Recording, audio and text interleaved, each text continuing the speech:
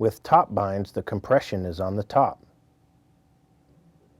The force pushes down on the log because it is suspended on both sides. The top of the log experiences compression forces that are waiting to pinch your bar. If you cut too deep from the top, the kerf will close, pinching your saw. To avoid getting pinched, release compression, then release your tension. Cut your offside first to avoid having to stand close to the log when you make your release cut. Then cut down from the top, being cognizant of your kerf closing and trying to pinch your bar. Finish your cut from the bottom, releasing the log. Make sure the area you plan to work in is safe before starting any bucking or limbing job. This includes looking for overhead hazards.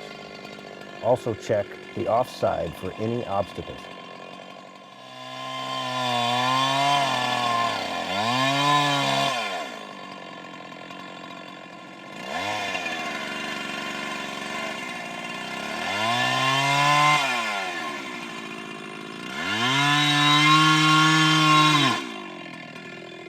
When bucking, watch your kerf to avoid getting your saw pinched. You can slide your bar back and forth in order to better feel the pressure the wood is exerting on your bar.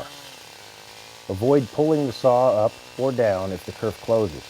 Instead, slide the saw past your body to avoid getting the bar stuck. On smaller trees, a slight rocking of the saw on both the top and bottom cuts can be used to cut the offside rather than 3 distinct cuts.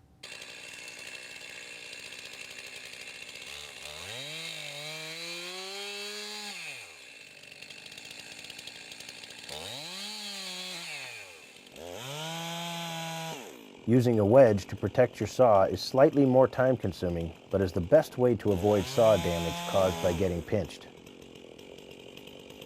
As you continue to cut into the wood, pause occasionally to seat your wedge deeper.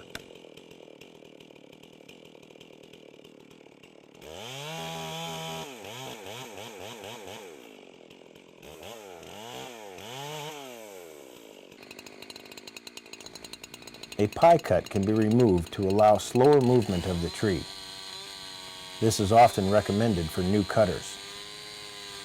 To more gradually and safely release the forces in bind situations, a pie cut can be used. Estimate how far you can cut before the kerf closes. You don't want to cut too deep and pinch your bar.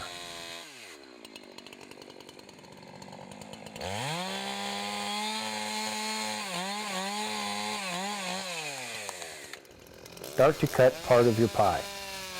Watch your kerf and feel the pressure on the sides of your bar.